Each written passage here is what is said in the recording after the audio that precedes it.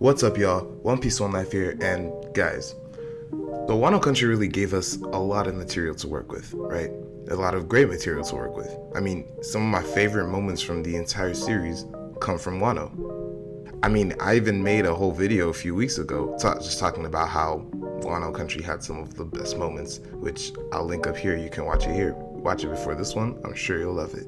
But of course, where there are good things, there are bad. And with every best list, there's going to be a worst list. So that's what we're going to be talking about today. A part 2 of that first video, which is Wano country's worst aspects or worst moments, in my opinion, of course. But before we start, guys, please like the video, subscribe to the page for more One Piece content just like this, and share it around with all your friends who love One Piece. Let's get it going. So again, this is in no particular order. I just picked a bunch of stuff that I personally feel like it detracted from my experience of reading the Wano arc or watching the Wano anime. So to start off, let's talk about the thing that I commonly hear as probably the biggest grievance coming out of Wano: Big Mom's amnesia. So yeah, it happened again. Oda using amnesia as an out. When it happened with Sabo, that was bad enough because it didn't make any sense. Genuinely led to some of the biggest plot holes we've ever seen. Because how can someone who is the number 2 of arguably the largest force in the world have never seen a newspaper talking about his famous now, or I guess infamous, brother, when, mind you, he works for said brother's father, who, mind you, saved said brother probably less than 6 months before Sabo regained his memories. If I keep going like this, it's just going to become a Sabo rant. I do not like Sabo. Sabo's character is cool, but the whole amnesia thing and Ace Clone, yeah, nah. So yeah, I mean, in Wano, we see Big Mom lose her memories after coming out of the whirlpool that her ship was sunk into or whatever.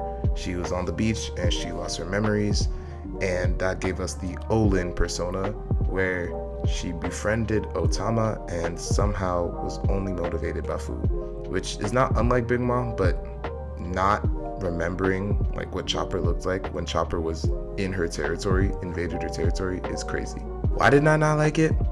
Because it just doesn't make sense. Like, what was the purpose of her losing her memories? Just for her to go on to become a chaotic force in the Sumo Inferno or Arena or Udon Prison or whatever? Like, is that really what we're sacrificing what little character she already has for? Also, logically, it doesn't make sense. Napoleon, the hat homie, was on her head the entire time. Why did he not once ever say anything to try and make her remember who she was? And only after the fact that she regained her memories was he like, oh, I'm so glad you're back to yourself. Where were you before? Also, where the hell was Prometheus this entire time? We know Zeus is with Nami because Zeus was with Nami. We saw it. And Big Mom only got Zeus back at like during the raid on Onigashima. But the thing about Zeus being with Nami means that just because Big Mom lost her memories doesn't mean that her homies deactivate. So where was the talking fireball? In fact, this kind of flows into my next point of something that I didn't like, which is that if Big Mom is dead, I feel like that's just a waste. The way that Big Mom went down the hole that Law made and then promptly exploded and whatever, and that was supposed to like be her defeat, that never felt right to me. First off, let's get this out of the way. She wasn't really beaten by a character. We can all agree on that, right? Like, yes, Law and Kid did fight her. Law and Kid did not beat her. The TNT that was randomly on Onigashima beat her because she was still getting out of the hole even as she was being attacked by their strongest attacks. So yeah, it was mostly the TNT that removed her from the story. And the reason I say removed her from the story and not defeated is because I don't think she's defeated. Like, I think that the TNT was meant to remove her from Wano's story, but even as she's falling down and she's having that inner monologue, she says, don't think for a second that this is supposed to defeat me. And I have no reason to doubt her. To me, that indicates that she must have some kind of like plot significance going forward, right? Like something. I mean, we know she has strong connections to the Giants, you know, and the Elbaf with that whole plot line. But also her territory is kind of in shambles right now. So I don't know if we're gonna see her on Elbaf. Oh, and since we're on the topic of her territory and by extension her crew, let's also talk about how useless the Big Mom pirates were. Wow, so the first 3 things on the list all have to do with Big Mom. Maybe it's saying something. So can somebody explain to me why they were all in Wano? Because What was the point of having her entire flagship, the Queen Mama Shanter, going up the whole waterfall and then being kicked down by bringing that whole force? What was the point if only Big Mom and Paris Barrow were going to do anything significant? The two of them really could have just ridden on like a sea slug made of Paris Barrow's candy. We've actually seen that happen before. There is no reason that they couldn't have done that now. Like, the rest of them were just so unnecessary. And honestly, I can only see two reasons as to why Oda wrote them in, and both of them are plot devices. The first is so that if Big Mom does end up returning later in the story, there's a plot device to explain how she escaped, meaning that, you know, her crew was there, so as she was expelled from the volcano or whatever, the crew picked her up and they dipped. I mean, that still could have happened anyway. Like, I don't know why they needed to first come, but whatever. I guess at least there's kind of a pass on that one. But the second one is even worse in my opinion, which is that Oda just needed a plot device to get the majority of the fighting force away from Totland so that the Blackbeard pirates could roll up and do whatever they wanted, and so that the Germa and Caesar could escape. Which, if that's true, the sacrificing of the Big Mom pirates as a whole, in terms of just their operation, is just really tragic. Yeah, so they were just it was kind of sad how useless they were, especially because they actually had some like good fighters with them.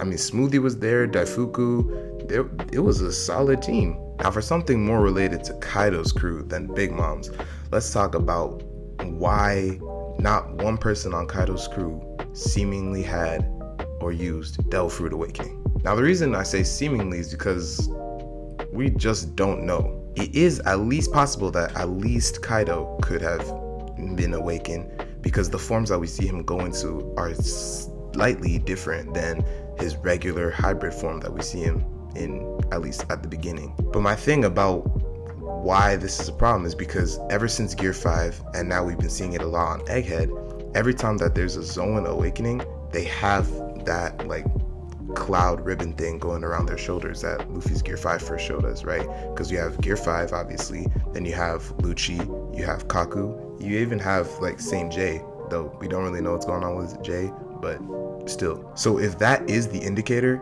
then that means that none of the Beast Pirates factually were awakened, which is crazy because they were literally a crew of Zoans. We were never going to get a better opportunity in the story than Wano to show us the true extent of Zoan Awakenings. And I guess fair enough, people could have just said like, oh, well, Zoan Awakenings, because it's just bigger and stronger in stamina, it's not gonna make a difference.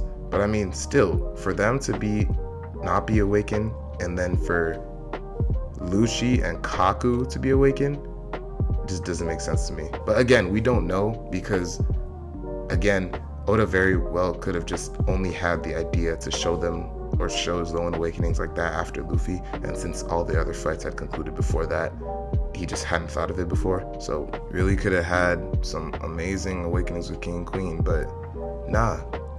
The awakened giraffe, that's what everyone wants to see. Now, the next problem I had was just the pacing of Act 2. And oh my god. Everyone knows this. This isn't a surprise. Everyone talks about it.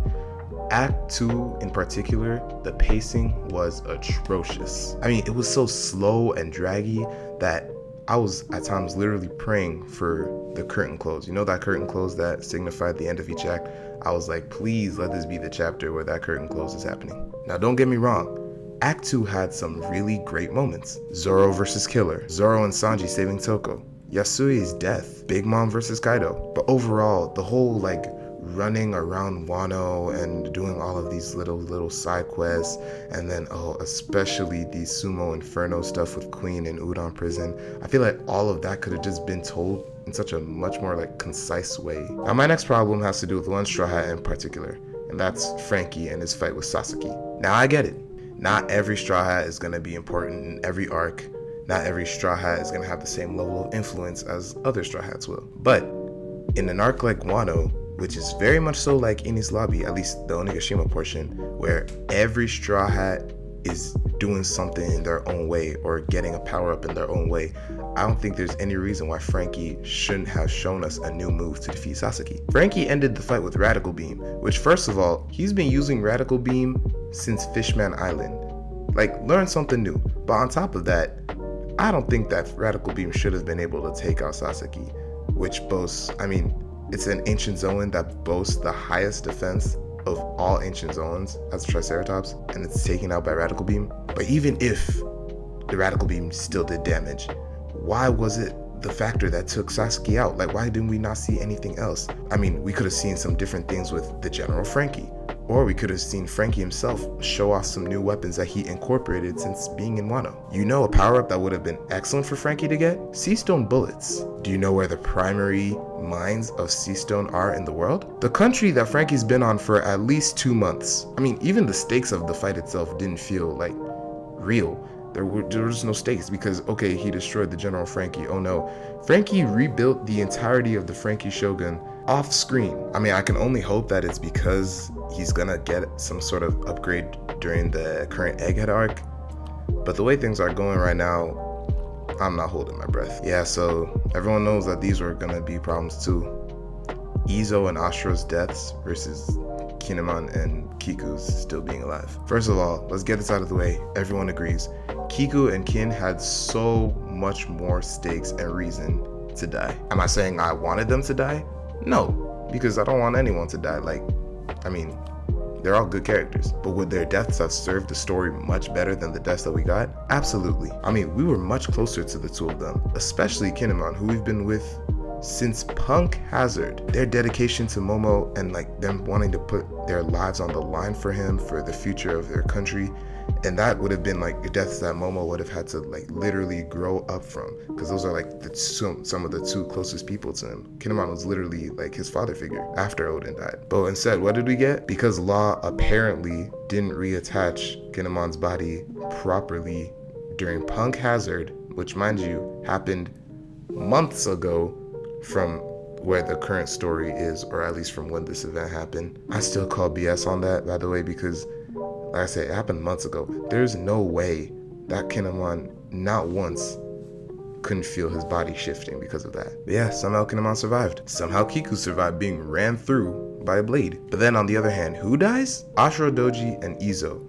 the two vassals who we arguably have the least connection to. Like, yes, all the vassals went through things. No one is saying that any vassal didn't go through the pain or whatever. But if we're really comparing like the importance of Ashura, Doji, and Izo, Ashura went off and became a mountain bandit and just got drunk. Like, yes, he was in pain, but come on, bruh, we barely met him. Izo's even worse. He doesn't even have an excuse. He wasn't even on Wano for the past 20 years. He's been a pirate with the Whitebeard Pirates. But then on top of that, the way that they die, Ashura taking explosion damage from a stick of dynamite or two. Like, we haven't seen weaker characters than him survive stronger explosions than that. Looking at you, Pell and Pagaya. And Izo was really taken out by a Shigan. Like, think about it. This is somebody who was a commander of Whitebeard, who at that time was said to be the world's strongest man, and the Whitebeard Pirates were feared as literally the strongest pirate crew.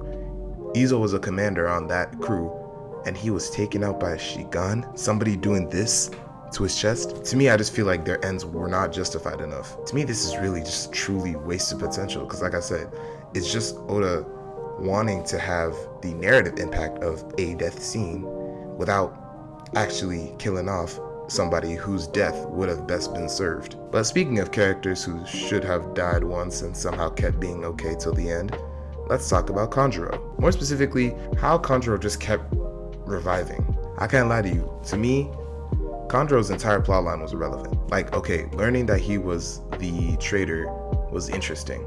And yes, there were maybe some potential things that throughout the story people could have seen or whatever. Okay, cool, he's the betrayer. Kanjuro lost to Kiku, and everyone thought that Kanjuro was dead in the snow before the raid even started. And that is exactly where Kanjuro's story should have capped. The whole in-clone of Odin to try and trick the rest of them, which is even the cause of Ashura Doji's whole death and whatever, and then only for him to not even manage to kill Kiku when he was trying to, and then just for all of that, just the last of his power to be used for the Kazenbo. Yeah, again, it was done to me because, again, the Kazenbo just felt like a plot device. It just felt like something to put there in the story to give Yamato something to do so that she doesn't fight Kaido with Luffy, because this is a war. There's factually no reason why we shouldn't be jumping people. So this is a bit of a more minor one, but it's the whole rushed ending. I just didn't like how there was no real acknowledgement of like the Straw Hats like connections to the people of Wano country and everything like that. There was no like true goodbyes besides like the final end one when they were already leaving. It just felt like kind of rushed, you know. I was like, where's the connective tissue? Now this is better because it was fixed by the most recent One Piece episode by the time of this recording, because yeah, it was a good filler episode. This is the kind of filler we need. The filler that actually like fills in things that we could assume happened or were told happened, but we don't actually see.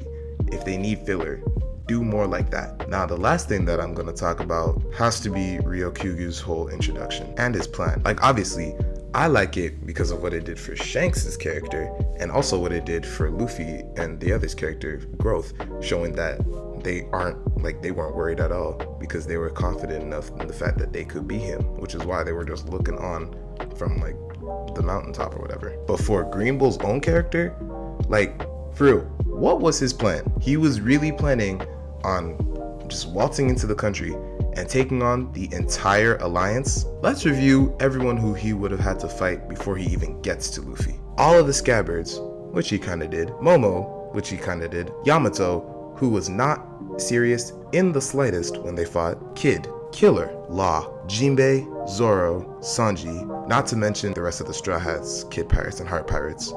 There was no way on God's green earth that Green Bull was making it past all of those people.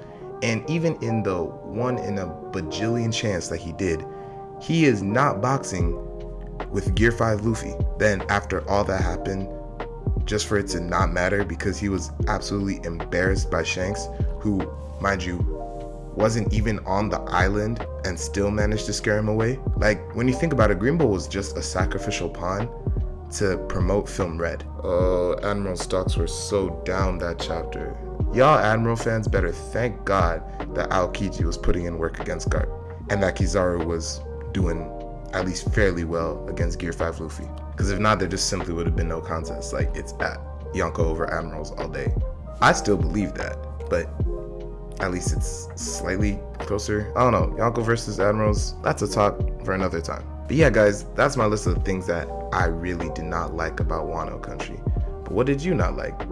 Let me know in the comments. That's the end of the video, y'all. Now guys, please like the video, subscribe to the page for more One Piece content just like this. We got a lot of things coming down the pipeline. I'm excited. And share it around. Share this channel around to all your friends who love One Piece. Like I said, I'm trying to make this a community, but I need y'all help to do it. So that'll be all for me, guys. I'll see y'all in the next one. And always remember, One Piece, one life. Now I have a plane to catch. Happy Thanksgiving.